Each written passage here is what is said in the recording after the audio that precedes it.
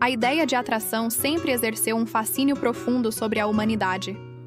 Desde os primeiros mitos, as pessoas buscam explicações para esse magnetismo invisível que as aproxima, como se forças ocultas regessem os encontros e destinos.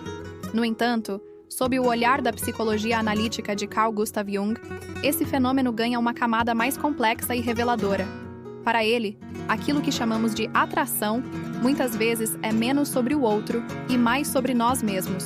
É o reflexo de um jogo de projeções, onde inconscientemente projetamos conteúdos internos sobre as pessoas que cruzam o nosso caminho.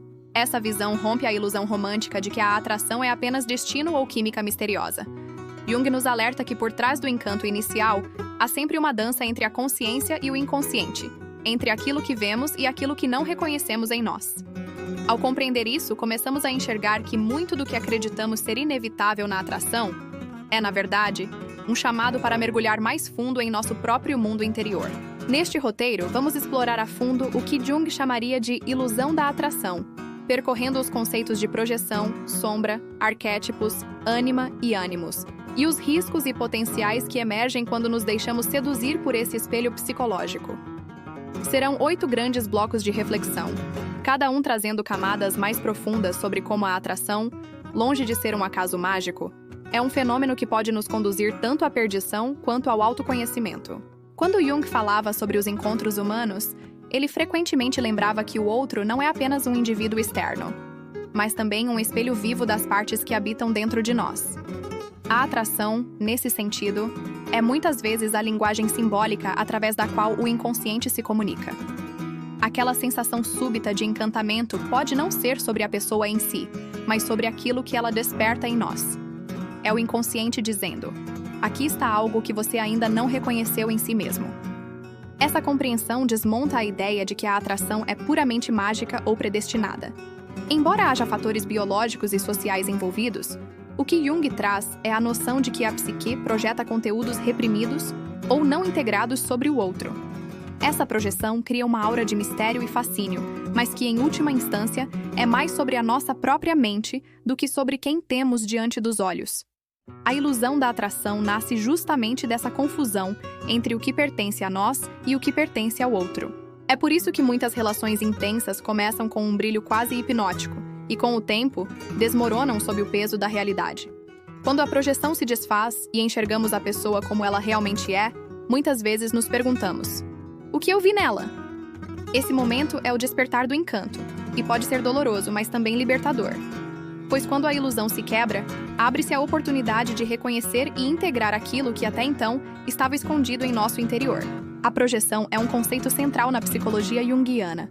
Para Jung, o ser humano dificilmente enxerga o outro de forma totalmente objetiva. Sempre há um filtro invisível composto por nossas experiências, feridas, desejos e medos. Esse filtro colore a forma como interpretamos as pessoas e, sobretudo, aquelas por quem sentimos uma atração irresistível. O que parece uma conexão mágica pode, na verdade, ser a projeção de nossos conteúdos inconscientes. Quando projetamos, não estamos apenas admirando ou desejando o outro. Estamos transferindo para ele aspectos que ainda não reconhecemos em nós. Projetamos nossa própria força na pessoa que achamos carismática, nossa doçura na pessoa que nos encanta pela ternura, ou até mesmo nossa sombra naqueles que nos provocam repulsa. No caso da atração, a projeção é frequentemente confundida com destino ou paixão, criando a ilusão de que encontramos alguém único, quando na verdade estamos diante de uma imagem psíquica. Esse fenômeno explica por que tantas vezes nos apaixonamos por pessoas que, racionalmente, não fazem sentido para nós. É como se houvesse uma força invisível empurrando-nos para repetir padrões. Mas na realidade, o inconsciente busca expressar seus conteúdos não reconhecidos, esperando que possamos integrá-los. A verdadeira tarefa não é se perder na projeção, mas aprender a retirá-la gradualmente, enxergando o outro não como tela de nossos desejos, mas como um ser humano real, com suas próprias luzes e sombras. Um dos aspectos mais fascinantes do pensamento de Jung é o conceito de ânima e ânimos. Ele afirmava que, no inconsciente do homem, existe a figura da ânima, a representação do feminino interior, enquanto no inconsciente da mulher existe o ânimos, a representação do masculino interior. Quando nos sentimos atraídos por alguém, muitas vezes estamos projetando essas imagens arquetípicas internas sobre aquela pessoa. A ilusão da atração se intensifica justamente porque essas projeções carregam uma energia poderosa. Ao encontrarmos alguém que parece corresponder à nossa ânima ou ao nosso ânimos, a sensação é de completude, de encontro com a alma gêmea. Mas o que realmente acontece é que a pessoa externa se torna um recipiente para nossas imagens internas. É como se estivéssemos nos apaixonando, não pela pessoa em si, mas pelo reflexo do nosso inconsciente que ela encarna. Esse processo pode ser tanto enriquecedor quanto perigoso. Enriquecedor porque o encontro com a ânima, ou o ânimos, desperta em nós potenciais latentes, abre portas para a criatividade, espiritualidade e amadurecimento. Mas perigoso porque, se ficamos presos à ilusão, corremos o risco de idealizar demais, de não enxergar a realidade do outro e de viver relações que, no fundo, são projeções de nossas próprias necessidades não resolvidas. Jung chamava de sombra todos os aspectos de nós mesmos que reprimimos, negamos ou não queremos reconhecer. Curiosamente, é justamente essa parte oculta que muitas vezes se manifesta através da atração. Quem nunca se sentiu magneticamente atraído por alguém que representava o oposto do que considerava adequado ou saudável? Esse tipo de atração é um convite do inconsciente para olhar para a própria sombra. A ilusão da atração, nesse caso, nasce da projeção da sombra no outro. Aquilo que não aceitamos em nós é projetado naquela pessoa que nos parece misteriosa, perigosa ou até errada. É o fascínio pelo proibido, pelo diferente, pelo que nos tira da zona de conforto. Embora possa levar a experiências intensas e até destrutivas, essa forma de atração também tem um papel essencial: mostrar que nossa psique é mais ampla do que nossa consciência admite. Entretanto, se não reconhecemos esse mecanismo, ficamos presos em ciclos de relacionamentos caóticos, acreditando que há algo irresistível no outro, quando na verdade é nossa sombra nos chamando para ser vista. Ao invés de viver esse padrão como um destino, Jung propunha que o indivíduo tomasse consciência. Por que essa pessoa me atrai tanto? O que ela desperta em mim que eu escondo de mim mesmo? Esse é o caminho de transformar a ilusão da atração em autoconhecimento profundo. Um dos maiores riscos da ilusão da atração é a idealização. Ao projetar conteúdos internos sobre alguém, construímos uma imagem quase perfeita dessa pessoa, como se ela fosse a resposta para todos os nossos anseios. Esse encantamento pode ser arrebatador no início, mas carrega em si a semente da decepção. Afinal, ninguém pode sustentar por muito tempo a carga de uma idealização que não corresponde à realidade. Jung observava que quando idealizamos, não vemos o outro como ele é, mas como gostaríamos que fosse. Essa discrepância entre a projeção e a realidade inevitavelmente leva a desilusões. A pessoa idealizada começa a mostrar falhas, imperfeições e limitações, e o castelo de encantamento desmorona. Muitos relacionamentos acabam nesse momento, porque a ilusão inicial não resiste ao teste da convivência real. O aprendizado, segundo Jung, não é abandonar a atração, mas reconhecer que ela contém projeções. O processo de retirar gradualmente a idealização e enxergar o outro em sua humanidade é uma das tarefas mais desafiadoras e, ao mesmo tempo, mais transformadoras. Quando conseguimos atravessar essa fase, a relação deixa de ser uma prisão de ilusões e se torna um espaço de crescimento mútuo, enraizado na realidade. Quantas vezes nos vemos atraídos sempre pelo mesmo tipo de pessoa, mesmo sabendo que o resultado tende a ser doloroso? Esse fenômeno, que parece quase um karma pessoal, é descrito por Jung como uma compulsão inconsciente de repetição. A ilusão da atração se manifesta quando acreditamos que cada novo encontro será diferente, mas no fundo estamos revivendo o mesmo padrão psíquico. Isso acontece porque a psique busca constantemente integrar seus conteúdos não resolvidos. O inconsciente nos direciona para pessoas e situações que refletem nossas feridas internas, como se dissesse: aqui está novamente a sua lição, até que você a aprenda. A atração irresistível é, nesse sentido, menos uma coincidência e mais um chamado do inconsciente para a cura. Porém, se permanecemos inconscientes, acabamos vivendo ciclos repetitivos de frustração. Só quando paramos para refletir sobre a raiz dessas atrações é que podemos romper o ciclo. Perguntar-se: o que em mim continua atraindo esse tipo de situação? É o primeiro passo. Dessa forma, o que parecia uma maldição ou destino inevitável se revela como uma oportunidade de crescimento interior. Apesar de todos os riscos e ilusões, Jung via a atração também como um portal para o processo de individuação, o caminho de integração e amadurecimento do ser. Cada encontro que nos fascina ou perturba traz consigo uma chave para compreender aspectos mais profundos de quem somos. Atração não é apenas sobre o outro, mas sobre nós em relação ao outro. Quando reconhecemos as projeções, integramos a sombra e retiramos as idealizações, a atração deixa de ser uma prisão e se torna um professor. Ela nos mostra o que precisamos desenvolver, curar ou equilibrar em nós mesmos. Nesse sentido, a ilusão da atração pode ser vista como o primeiro estágio de um processo que, se bem vivido, leva ao autoconhecimento e ao crescimento espiritual. Assim, em vez de rejeitar a atração como algo ilusório, Jung nos convida a transformá-la em consciência. Cada encontro, cada fascínio e cada decepção podem ser degraus no caminho de nos tornarmos mais inteiros. A atração, nesse olhar, é tanto armadilha quanto oportunidade. Depende do nível de consciência com que nos relacionamos com ela. Despertar da ilusão da atração não significa perder a magia da vida ou se tornar cético. Pelo contrário, é aprender a viver os encantos sem se perder neles.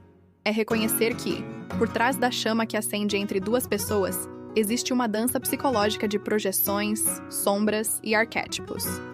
Quando sabemos disso, podemos viver os relacionamentos com mais profundidade e menos ingenuidade. O despertar acontece quando deixamos de esperar que o outro preencha nossos vazios internos e passamos a assumir a responsabilidade por eles. Quando não buscamos no outro a nossa metade perdida, mas sim um companheiro de jornada. É nesse ponto que a atração deixa de ser uma ilusão paralisante e se transforma em um encontro verdadeiro, entre dois seres inteiros que compartilham suas imperfeições e riquezas. Esse despertar exige coragem, porque olhar para dentro nem sempre é confortável. Mas é também libertador. Pois quando aprendemos a enxergar o outro como ele é, e a nós mesmos como realmente somos, a vida deixa de ser guiada por ilusões e passa a ser orientada pela consciência. Esse é o verdadeiro presente da psicologia junguiana. Transformar o fascínio da atração em um caminho de autoconhecimento e individuação. Quando Jung apresentou ao mundo a ideia do inconsciente coletivo, ele trouxe a noção de que não carregamos apenas experiências individuais, mas também imagens universais, símbolos e padrões que moldam a forma como percebemos a vida. Esses padrões, que ele chamou de arquétipos, influenciam fortemente a forma como sentimos e vivemos a atração. Nesse sentido, a ilusão da atração não é apenas pessoal, mas também coletiva. Somos guiados por imagens ancestrais que repetem papéis ao longo das gerações. É por isso que tantas histórias de amor parecem seguir roteiros semelhantes, como se estivéssemos encenando mitos antigos em nossa vida cotidiana. A donzela em busca do herói, o amante apaixonado que tudo sacrifica, o salvador que deseja resgatar a alma ferida. Esses arquétipos estão gravados no inconsciente coletivo e emergem quando nos sentimos atraídos por alguém. O perigo está em confundir o papel arquetípico com a realidade concreta da pessoa diante de nós, vivendo um encantamento que muitas vezes não tem base no real. A ilusão nasce quando projetamos no outro não apenas nossas sombras pessoais, mas também essas imagens coletivas. Passamos a acreditar que encontramos o herói, a musa, a alma gêmea idealizada. No entanto, aquilo que vemos é uma máscara arquetípica, um mito reencenado pela psique. Quando despertamos para esse processo, percebemos que a verdadeira jornada não é procurar fora o arquétipo perfeito, mas reconhecer que esses símbolos vivem em nós e podem ser integrados sem que precisemos aprisionar o outro no papel de personagem de uma história ancestral. Depois de compreender a projeção, a sombra, a ânima e o ânimos, e até mesmo o peso dos arquétipos coletivos, surge a pergunta: como transformar a atração em algo mais real e saudável? Jung acreditava que a resposta está na consciência. A atração em si não é um erro, ela é um impulso vital, uma energia que pode tanto nos cegar quanto nos iluminar. O que define o caminho é a forma como escolhemos nos relacionar com ela. Transformar a atração em amor consciente significa, antes de tudo, retirar as projeções. É enxergar a pessoa diante de nós não como salvadora, nem como culpada, mas como um ser humano completo, com luzes e sombras próprias. Esse reconhecimento exige maturidade, porque implica abrir mão das idealizações confortáveis. Ao mesmo tempo, abre a porta para um encontro mais profundo, em que duas pessoas se reconhecem em sua verdade e decidem caminhar lado a lado. O amor consciente não elimina o fascínio nem a magia da atração. Ele os ressignifica. A paixão inicial pode continuar a existir, mas deixa de ser um encantamento ilusório e passa a ser uma chama alimentada pelo respeito, pela lucidez e pelo cuidado mútuo. Nesse estágio, a atração deixa de ser uma prisão de ilusões e se torna uma força criativa, capaz de sustentar relações duradouras e transformadoras. É nesse ponto que a ilusão se dissolve e descobrimos que o verdadeiro poder da atração não está em nos fazer perder a razão, mas em nos conduzir à consciência e ao encontro verdadeiro com o outro. A ilusão da atração, segundo Jung, não é um erro da natureza nem um acaso sem sentido. É uma linguagem simbólica através da qual o inconsciente busca se expressar. Cada projeção, cada idealização, cada padrão repetido é um convite para olhar mais fundo em nós mesmos. Quando permanecemos inconscientes, a atração nos prende em ciclos de decepções. Mas, quando despertamos, ela se torna um portal para a integração da psique. No fim das contas, o que chamamos de atração é tanto sobre o outro quanto sobre nós. É um espelho que reflete nossas partes esquecidas, nossas feridas e nossos potenciais. Jung nos convida a atravessar a ilusão para alcançar a realidade mais profunda, a de que somos seres em constante construção, e que cada encontro é uma oportunidade de nos tornarmos mais inteiros. Assim, a atração deixa de ser apenas um jogo de ilusões e passa a ser uma força de transformação. Ela nos ensina que o verdadeiro amor não nasce da idealização ou da projeção, mas da consciência. E quando chegamos a esse ponto, descobrimos que a maior atração que podemos viver é aquela que nasce do encontro sincero entre duas almas que, livres das ilusões, escolhem caminhar juntas na jornada da vida.